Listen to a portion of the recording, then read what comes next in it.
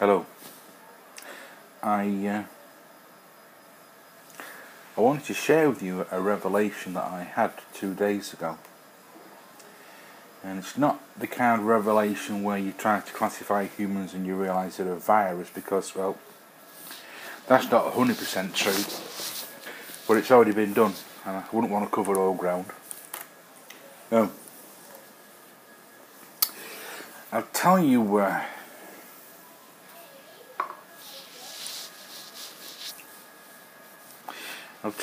the revelation was about. Today's Wednesday, and I had it 2 days ago, and it's taken me time to percolate through your own noggin, as these things do. You can't go charging into these things. It wouldn't be right, would it? So let me tell you what it is. Let me tell you why I had it. For a long time, for the longest of times, I could never understand the connection between the Bible and the human race, shall we say. By that, I mean,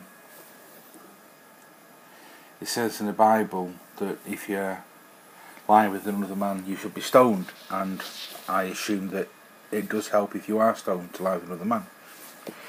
That's a joke. But things like that. But you say to yourself, well, if God didn't want people to be gay, homosexual, or whatever we're calling it these days, then why did he make 10% of the animal kingdom gay? And why did he make gay people gay? You know, why did he make bi people bi? That kind of thing. And it's things like that I couldn't understand. You know, why do things like that? You know, if God's got ultimate power, then why? I mean, I know there are still questions beside that. You know, murderers, autism, that kind of thing, special needs. You know, but the revelation was God gave us 10 rules. Do not worship any of the gods. Do not make any false idols. Do not misuse the name of God. Keep the Sabbath holy. Honour your father and mother. Do not murder. Do not commit adultery. Do not steal. Don't lie. Don't covet. If you go on Google and stick in the 10 Commandments and go on images, there's about 1 million different ways you can word the 10 Commandments. I am the Lord thy God. Thou shalt have no other gods before me. You know, that kind of thing. But I'm just happen to be on one here. So when you think about it, it doesn't say on there that you can't be gay, does it? Now, we've got the 10 Commandments, and you have to follow those 10 Commandments, and if you don't, you're going to go to hell and you're going to burn. You know, and the usual kind of stuff, and alright, fair enough. And I think that makes sense. If you want to believe in God, and that's a personal choice. My belief in God or not is irrelevant, if that's any help. But don't worship any of the gods. It's true, because you wouldn't want to fall into worshipping, you know, Satan or something like that, would you? Don't make any idols, apart from a guy on a cross, but that's not an idol. That's just an image. Don't misuse the name of God. Well, we shouldn't swear. Keep the Sabbath holy, if only. I remember when we used to do that. God, it was boring. Now we're all working. Honour your father and mother. It's not a bad thing. Don't murder. Not a bad thing. Don't commit adultery. It's not a bad idea. Don't steal. Sounds fair. Do not lie. Sounds fair. So if you do steal, if you do commit adultery, if you do murder, if you don't do any of those, you shouldn't lie about it. That's good. And don't covet thy neighbour's ass. Quite rightly.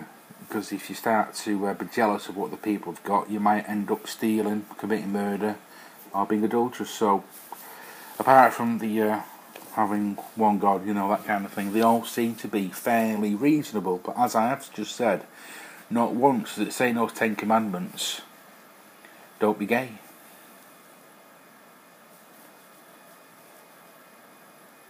So there you go, don't be gay. When I say that, it doesn't say that.